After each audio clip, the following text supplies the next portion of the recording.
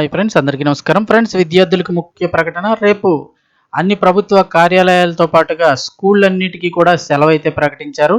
ఎందుకు సెలవిస్తున్నారు, ఏంటి వివరాలు తెలుసుకుందాము. వీడియో పూర్తిగా చూడండి. అలాగే తప్పకుండా లైక్ చేయండి. మరిన్ని అప్డేట్స్ కోసం ఛానల్ని సబ్స్క్రైబ్ చేసుకోండి. ప్రభుత్వం నుంచి వచ్చే లేటెస్ట్ అప్డేట్స్ అన్నీ కూడా ఎప్పటికప్పుడు మన ఛానల్ ద్వారా మీకు తెలియచేయడం జరుగుతుంది. అలాగే వీడియోను ఒక లైక్ చేశారంటే మరింత మందికి ఇన్ఫర్మేషన్ చేరుతుంది. ఇంకా వివరాల్లోకి అయితే వెళ్ళిపోదాము. విద్యార్థులకు వేసవి సెలవులు రాకముందే మళ్ళీ సెలవులు అయితే వస్తూ ఉన్నాయి.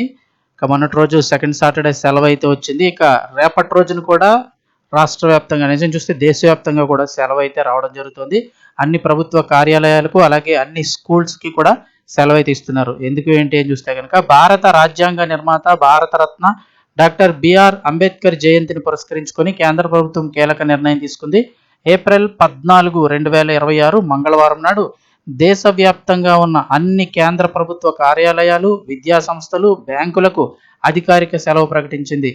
కేంద్ర ప్రభుత్వం కీలక ఉత్తర్వులు జారీ చేసింది. ఈ మేరకు కేంద్ర ప్రభుత్వంలోని పర్సనల్ అండ్ ట్రైనింగ్ విభాగం అధికారిక సర్క్యులర్ను కూడా విడుదల చేసింది. దేశవ్యాప్తంగా ఉన్న అన్ని ప్రభుత్వ విభాగాలు, పారిశ్రామిక సంస్థలు కూడా తమ తమ ఉద్యోగులకు ఈ సెలవు వర్తిస్తుందని స్పష్టం చేసింది. అంబేద్కర్ జయంతిని ఘనంగా నిర్వహించుకోవడంతో పాటుగా మహనీయుని సేవలు స్మరించుకునేందుకు ఈ సెలవును కేటాయించారు. ఇక ఏప్రిల్ 14న మూసివేసేవి ఏంటని చూస్తే అన్ని ప్రభుత్వ కార్యాలయాలు, అన్ని కేంద్ర రాష్ట్ర ప్రభుత్వ విభాగాలకు సెలవు ఉంటుంది. అలాగే స్కూల్స్ అంటే కాలేజీలు ఏవైతే ఉంటాయో అన్నీ కూడా మూసివేస్తారు.